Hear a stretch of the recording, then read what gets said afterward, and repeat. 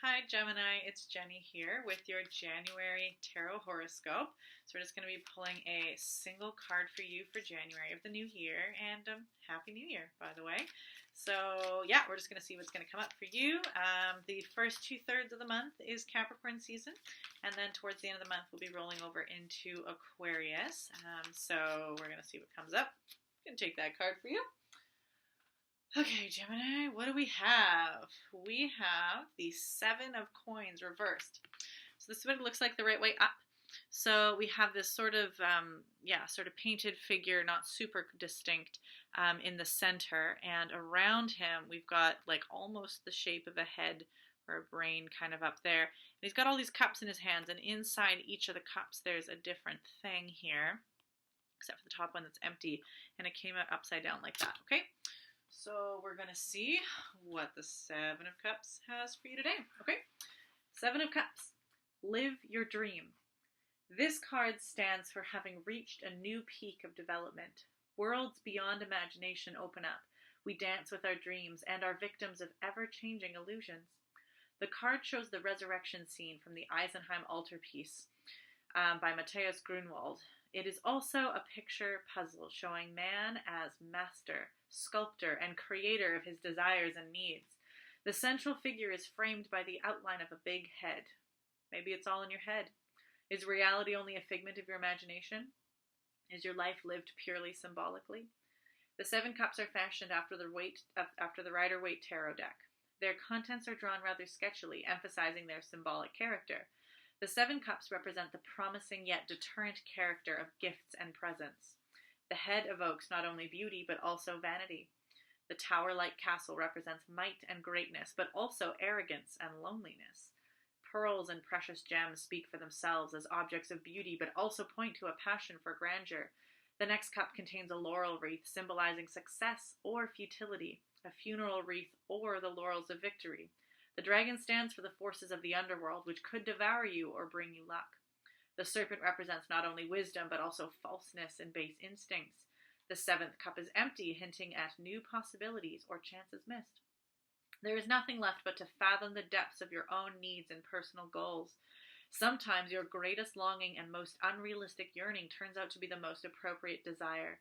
Other times, the smallest of temptations and the most harmless of promises might turn out to be evil. Practical advice: examine your fears and follow those desires that contain the most energy. Judging by the fruit of your desire, you will realize what is right and what is wrong. Create and live according to your own set of rules, especially in matters of the heart and in regard to your most intimate desires. Oh, gee, okay. Seven of Cups, Gemini. This one is a great one for you in the fact that it's all about duality and possibility and being the master and creator of your own destiny. So Gemini is all about duality, all about those twins and those dual energies. And Gemini is also associated with Mercury, the magician. And so this idea of this magician who has the magic to wave his wand and create that which he wants. And so in here you've got, but that has its all kind of responsibility of choice. And if you are the master of your own fate, you've got nobody to blame but you. So you can have whatever you want. What are you going to choose?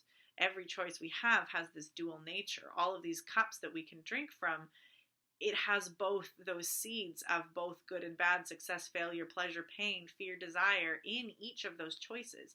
So every one cup themselves, there's no right or wrong cup. It is how are you drinking it? Kind of which way are you taking it down? And what are you going to create from it? And so this is it's a great one to pull for the beginning of the year. This will definitely be a theme for January, but this may also be a theme for the whole year, which is, there's this kind of banquet ahead of you. And if you don't have a vision and if you don't have connection to your desires, how are you going to know which one to take? How are you going to sculpt your life if you don't have a vision of what you're going to make? You're just going to sit there with cold clay. And nothing's going to happen. So there has to be some sort of sense and seeking of your vision. And the hint here was talking about fears and desires. So those are two of our main motivating forces of running away from that which we don't want and running towards that which we do. And we've been working with this for the last few months anyway. We're in Scorpio season. We had a lot of our fears and desires that were possibly repressed coming up from the depths and being dumped in front of us, so that we had to deal with them and look at them. And then in Sagittarius season, we had this kind of light of truth shone on those fears and desires to say, well, what are you going to make of this? What's your vision? How do you want to expand these in your life? Are you going to expand the fears and have them take control of you? Are you going to expand your desires and hold them to a vision? And now in Capricorn season, we get to say, okay, what did you decide? What did you see? What are you going to do about it? What are the steps you are going to take to remove yourself from that which you're afraid of? And what are the steps you are going to take to push you towards that which you desire? And if you haven't done the work to figure out what your fears and desires are, then this is going to be a really difficult chapter for you because of that paralysis of the choice between duality. But if you do the work, and it's not too late, it's not like you could only do that in Sagittarius season and now it's Capricorn season, you can't do it. No, one of the tasks and things you can set before yourself in Capricorn goal setting fashion is make a goal to figure out your desires. Figure out what you want. Figure out what you don't want. Make that a first step of your goal, and then build on it, and then see which of these cups are going to lead you towards what it is you want. And you're not necessarily going to know just by looking at them. One of the bits here was saying, judging by the fruit of your desire, you will realize what is right and what is wrong. You can't always know the results until you take the action, which is why you take the action, to figure out the results. And a lot of the time we can sit and think, especially if we're up in our heads being Gemini style of like, oh, okay, like what's going to be the outcome? And you don't want to take the action or make the choice and drink the cup until you know what's going to happen. And you're not going to know until you take the result, until you actually take action. So you're going to want to try to pull in some of that curiosity and beginner's mindset, which is a pretty hallmark and usually a pretty good strength of Gemini. Just try to remember that curiosity of what is going to happen, instead of being stuck in anxiety of, oh, what if something bad happens? Well, then you'll have learned something, and you'll learn, don't take that cup, or don't do it that way. So every piece of knowledge is going to be really useful here. The only thing that you don't want to get stuck on is indecision. Which cup? How to do it? What do I want? I just don't know. What if something bad happens? That's what you're going to have to try to push through. And the way to push through that, again, is curiosity. What could happen? I'm gonna find out something and learn something either way. And then the next time's going to be easier because I'll have figured this out. And also, you can jump between that curiosity and that sense of the magician as well. This is my bit of clay. This is my world to create. This is my dream I get to live and I get to shape. And it's not, it just, the concept of the sculptor or the painter, if you make a mistake, you can often fix it, or maybe that mistake will suddenly inspire you to do something entirely different than what you started to make in the first place. So this idea of living and creating your life as a piece of art, it's significantly harder. Well, art isn't so divided into right or wrong, broken or fixed. Every kind of new thing you do might create a whole new experience for yourself or a new inspiration for somebody else. So if you take away that intensity of, I have to live my life right, or one of these cups is wrong, or whatever it's going to be, then that's pretty scary. But if you can move back into this artistic kind of flamboyant, like, I'm going to make something. What am I going to make? What do I want to make? You can get joy back into this instead of just like, oh, tension. So as I said, the first couple weeks, or the first few weeks of the month, is Capricorn season. So this is goal setting and tangible things, not just sitting of, oh, the dream, what do I want? In a just like heady imaginal way, but in the, okay, how do I get that into reality?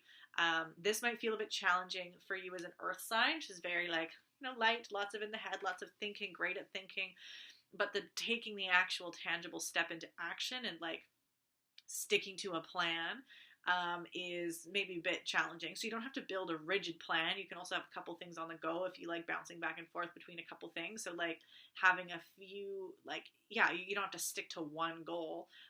It's good also, even if you think in terms of duality, of saying, okay, what do I desire and what do I fear? And then you can have your goals for how you're getting there and getting away from your fears and trying to make that not something that holds you back. So you can kind of, go back and forth between the two, if that helps. as as a seasoned procrastinator, the whole phrase is always have two things happening, so you can procrastinate with one by working on the other, and then procrastinate on that by working on the other. So if that works for you, and you can have multiple goals that then keep you, entertained, feel free to work on that. But yeah, it's the season of working towards the goal, and making sure that you really do you don't start working until you know what it is you want. Otherwise, you're just going to be spinning your wheels or just copying other people, but not really knowing what's going on. So the one step you can't skip is finding out what you want. And if you take all of Capricorn season, if you take all of this month to figure that out, and you don't do anything else, you will have won, and that will be significantly better than if you get a bunch of other steps ahead and you don't really know what you want. So this also, because we're going to end up with Aquarius season at the end of the month, that's like this whole revelation, insight, eureka moment. And so for some of you, if you are still working on what it is that you want, that might be your moment. You might spend the most of the month just trying to work it out. And then when you hit Aquarius season, insight, okay, the leap forward all makes sense now. I feel this like expansion and enlightenment. I know what it is I want. I know what it is I don't want.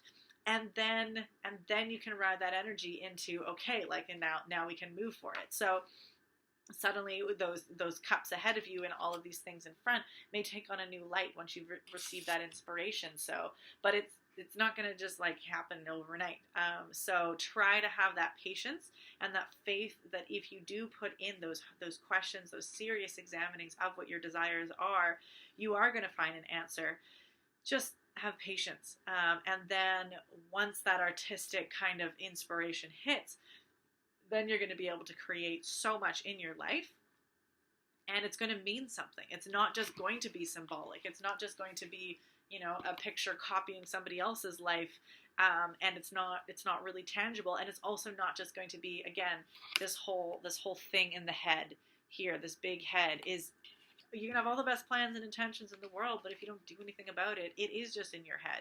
This whole reality is just in your imagination. If the only thing you're doing is sitting around dreaming about what your life can be like, it's going to stay there. So this is this, impetus as well of you do have to get out and do something. And when you do, that's when you're suddenly into this magician stage, and it's exhilarating. And I really hope that this is totally able to be done for you. This may also be a year theme, not just for this 1 month.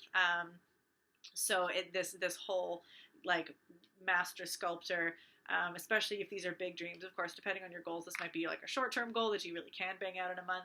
But if we're talking about our life dreams, our life vision, this is a life quest. So even if you're just picking your paintbrushes and getting an idea, that's fine. These are the tools and the visions that you're going to be having for a long time. So it's all useful. Everything that happens is going to be a learning experience, even if some of those cups and experiences you have are like, ooh, I guess I drank from the loneliness cup instead of the self-autonomy cup, and whoops, well, now I've learned a little bit. So everything that happens is going to be useful, even me throwing the book on the ground.